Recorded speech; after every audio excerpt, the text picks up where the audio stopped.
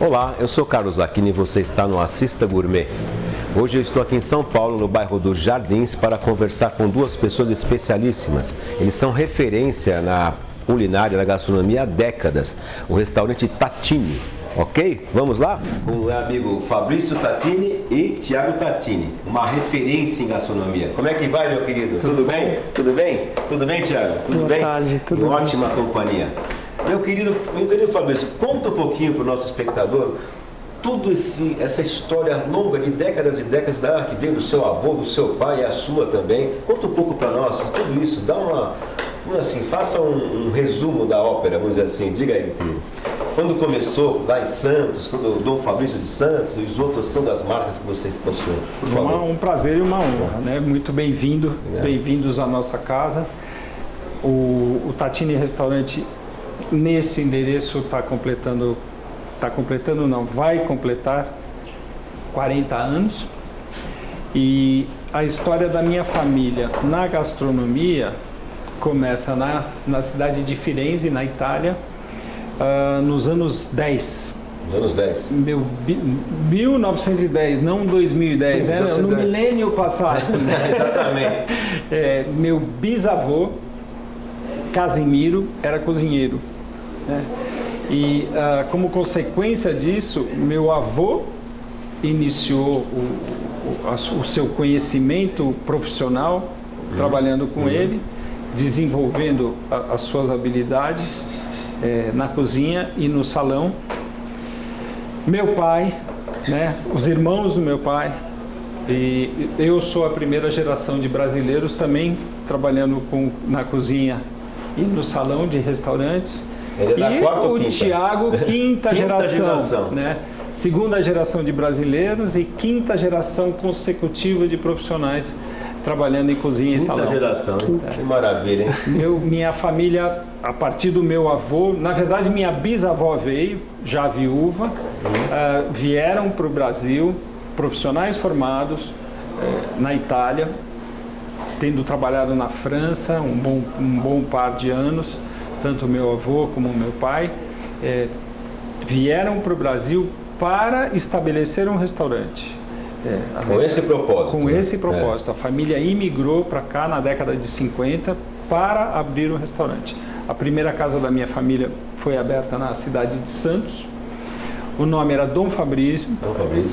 Que era o nome do meu avô. Foi o nome do meu avô que eu herdei com muita honra.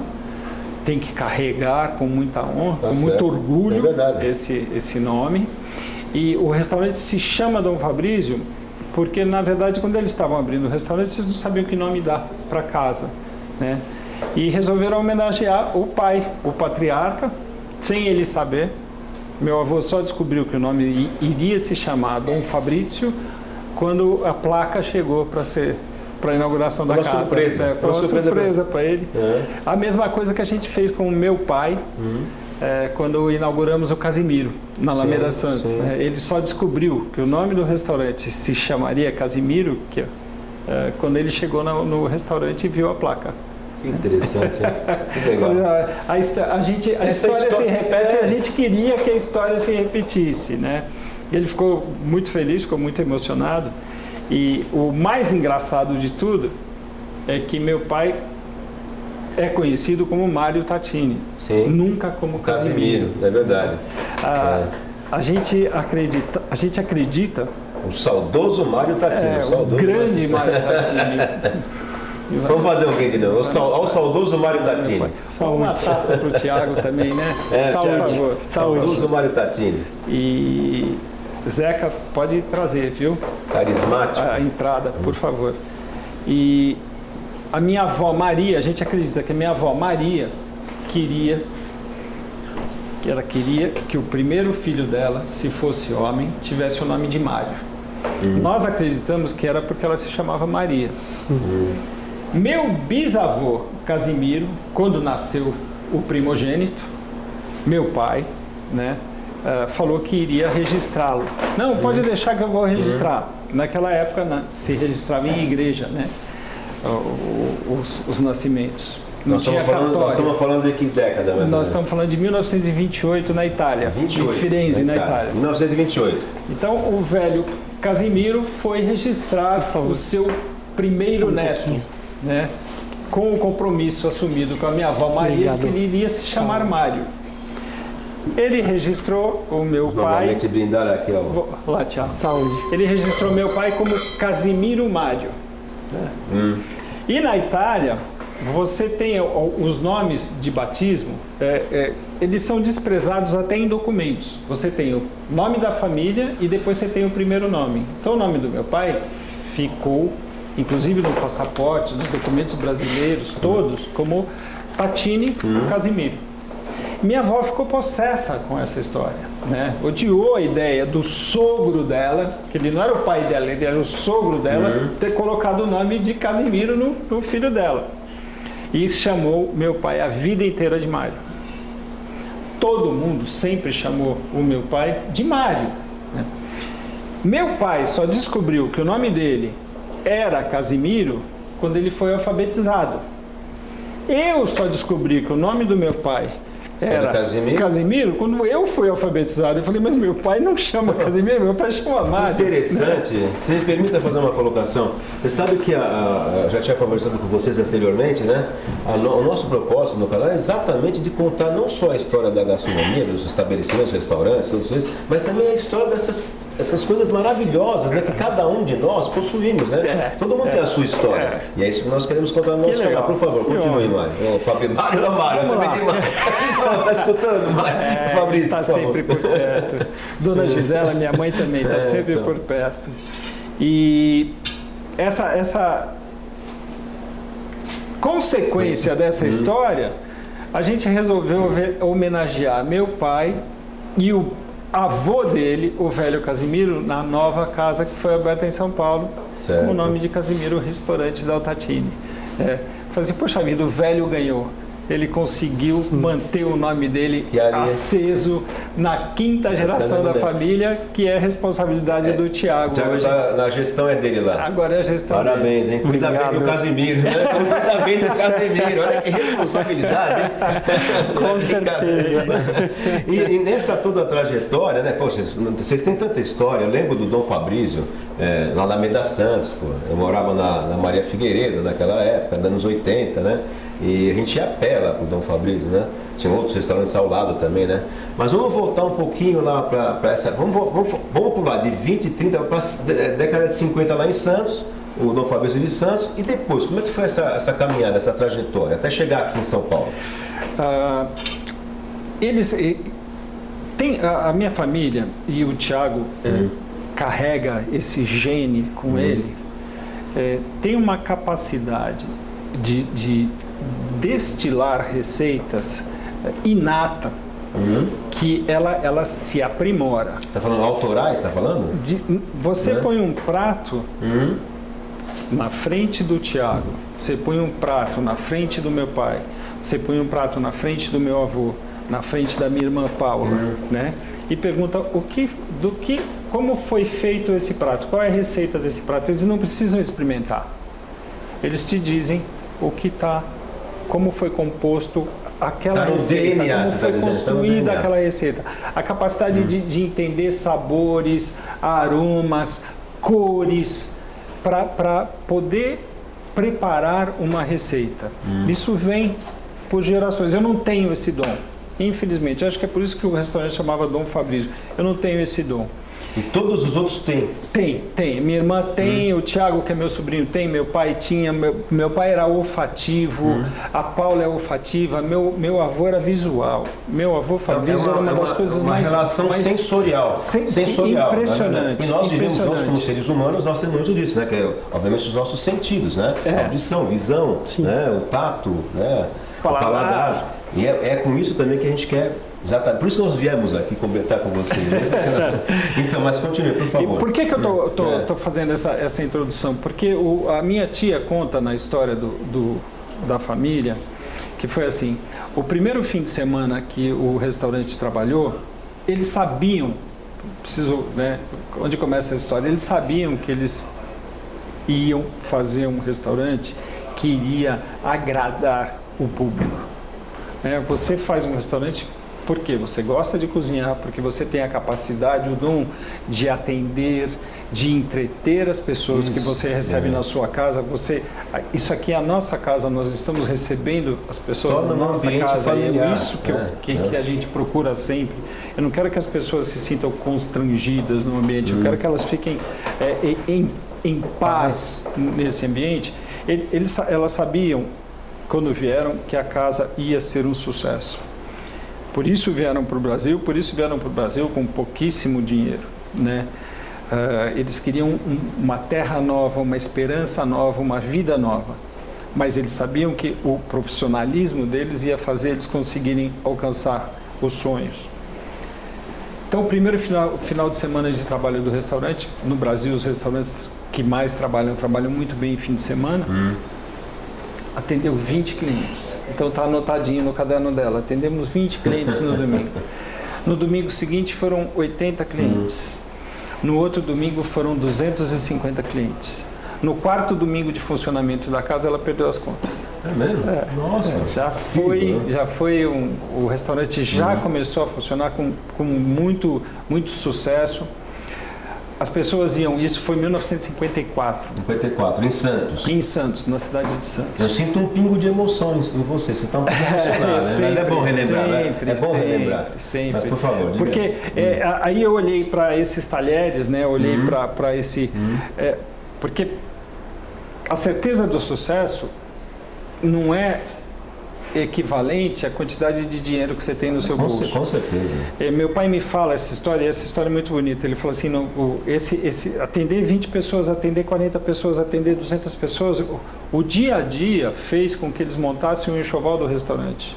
Então ele atendia 8 pessoas numa noite. É um aprendizado. Sobrava, cada dia era um aprendizado. Sobrava R$10, ele corria no centro da cidade, comprava mais dois garfos, mais 2 facas, mais um guardanapo. Foi assim que eles montaram o enxoval do restaurante. Eles não tinham o dinheiro para fazer um restaurante do dia para a noite. Eles foram construindo o restaurante no dia a dia, atendendo os clientes no dia a dia. A cada dia que sobrava um dinheiro, eles corriam na cidade, compravam copos, compravam talheres, e foi assim que eles construíram o enxoval do restaurante. Por isso que é muito emocionante, não teve um financiamento, não teve um aporte de capital lá para foi uma construção, né? Ele me fala do primeiro, você deve lembrar da F Monteiro. Sim. Era uma importadora grande que tinha em São Paulo. Foi a primeira empresa que deu crédito para ele, porque ele comprava sempre à vista. Eles eram imigrantes. Ninguém conhecia eles não tinham nomes, não tinham reputação. Então, para você comprar uma mercadoria, você tinha que pagar à vista. Né? A primeira pessoa que chegou lá foi o pessoal da F Monteiro. Falou, o que você precisa? Eu preciso disso, eu preciso disso, eu preciso disso, eu preciso disso. Deram a condição na época. E ele falou, mas eu preciso. Mas eu não tenho como pagar. Falei, quantas vezes você quer pagar? Em quantos meses você quer pagar? Foi a primeira que deu crédito para ele. Tá certo. É muito emocionante. Ele conta isso... Meu pai contava isso com muita emoção, com muita alegria. E esse movimento, essa construção de amigos que frequentavam a casa, em 1954, Santos, o italiano não consegue receber ninguém na casa dele se ele não oferecer comida. Tá? A única maneira de falar bem-vindo para o italiano é fazendo as pessoas comerem. Então, mangia che te fa bene, ragazzo, porque a gente vai ter que conversar comendo. Grazie mille. E o Thiago vai preparar 2 pratos para a gente enquanto a gente está conversando. Vai preparar aqui. Uma característica também que a gente tem na vida do brasileiro, da vida do italiano, é a entrada na casa das pessoas. A gente sempre entra na casa das pessoas pela cozinha. Né? Então a gente termina muitos pratos do nosso menu na frente do cliente. A gente quer trazer para as pessoas essa intimidade, esse prazer, essa coisa gostosa que é preparar um alimento para uma pessoa. Né? Com amor, né? Com amor. Entregar o... Por gentileza, só para o nosso professor, o que está sendo servido aqui nesse momento? Uma receita original do seu Mário Tatini é um espeto de ostras sobre folhas de rúcula. As ostras vão na brasa de carvão, entremeadas com bacon, ervas, né? E elas vão ser aquecidas no carvão. Entendi, No olha, calor do interessante. carvão. Aí a gente tempera, a gente traz as folhas de rúcula para dar um ar. A gente está sempre relacionando a ostra com uma coisa mais de suavidade, de leveza, de clima leve, né? Então a gente pôs as folhas de rúcula para dar esse frescor. Ótimo. Tá bom? E você vai ter que me falar se você gosta ou não. Bom apetite. Obrigado. Tiago, o que você acha? Bom apetite. Né?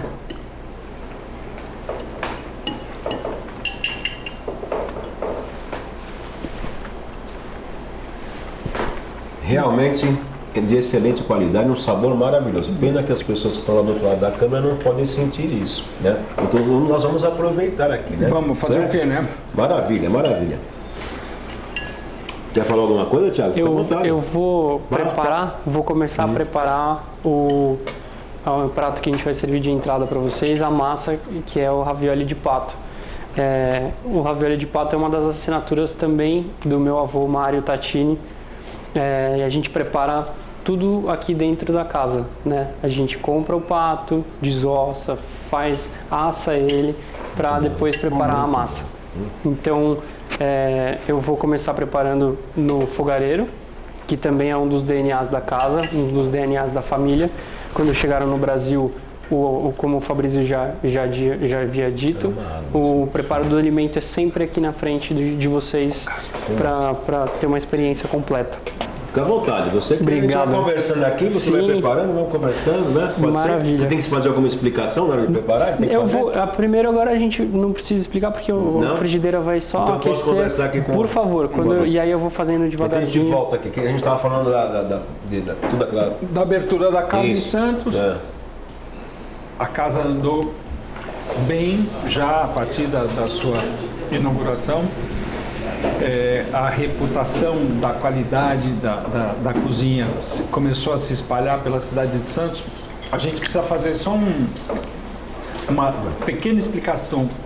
Em 54, a cidade de Santos era o segundo destino turístico do Brasil. Se viajava muito mais de navio do que de avião. Então, para sair ou para chegar no Brasil, era usual se chegar de navio. Então, você tinha o Rio de Janeiro como o primeiro destino e Santos como o segundo destino. Era o começo da industrialização do país também. Então, você tinha... Santos era uma cidade de uma vida riquíssima, né? A partir daquele momento, inclusive, tem o maior time de futebol da história, que é o Santos Futebol Clube, que até hoje é o maior time de futebol da história. Mas isso é outro assunto. Eu não posso desagradar o meu convidado, eu não posso desagradá-lo, né? Mas então, deixa. Você deixa- também é santista, deixa tá passar. vendo? Ele é ferrarista. Eu torço, ferrarista? eu torço para Ferrari. Obrigado. E isso faz com que o sucesso do restaurante, o bom recebimento que a população deu ao restaurante, começasse a trazer muita gente de São Paulo para Santos para almoçar ou jantar no Dom Fabrício, né? E a Via Anchieta era recém-inaugurada, era uma novidade, era uma das, como é Imigrantes hoje, uma das estradas mais modernas do Brasil, né? 2 pistas inteiras com acostamento para ir para Santos, era uma coisa, né? Nem certos trechos da BR-116, que era a estrada mais importante do país, tinha, né? 2 pistas. Então, esse fluxo em direção a Santos para buscar o restaurante fez com que o restaurante fizesse um planejamento para vir para São Paulo, para abrir uma casa em São Paulo. Então, em 58, vem o Dom Fabrício para São Paulo, meu pai vem para São Paulo, meu avô fica em Santos, e os 2 restaurantes permanecem simultâneos até a década de 80, né? Quando meu avô falece. O que é bacana nesse período é que o Dom Fabrício virou uma referência para todos os restaurantes. Isso é uma realidade. Eu conversei já com dezenas de proprietários de restaurantes que têm o Tatini como referência. Acabaram, né? Também E é uma verdade, por favor. Concordo não, esse é o bonito dessa história, né? Então, o que faz você se tornar uma referência? A excelência no atendimento, a excelência na apresentação dos pratos, a excelência no paladar, né? A satisfação dos clientes, o profissionalismo de toda a equipe, né? Isso faz toda a diferença. E você é um padrão. Você acostuma o público, você educa o público a ter um padrão de qualidade, um padrão de exigência que o Brasil atingiu, não só com o nosso trabalho, mas também com o nosso trabalho e fez tornar a cidade de São Paulo um dos ícones de gastronomia no mundo inteiro. Exatamente, né? Exatamente. Então, gostou do nosso vídeo de hoje? Se você quer se tornar um parceiro para divulgar a história da sua empresa, da sua marca, do seu estabelecimento, restaurante, bar, confeitaria, entre em contato com a nossa equipe através do e-mail que está abaixo da descrição desse vídeo, tá ok? Muito obrigado e até breve!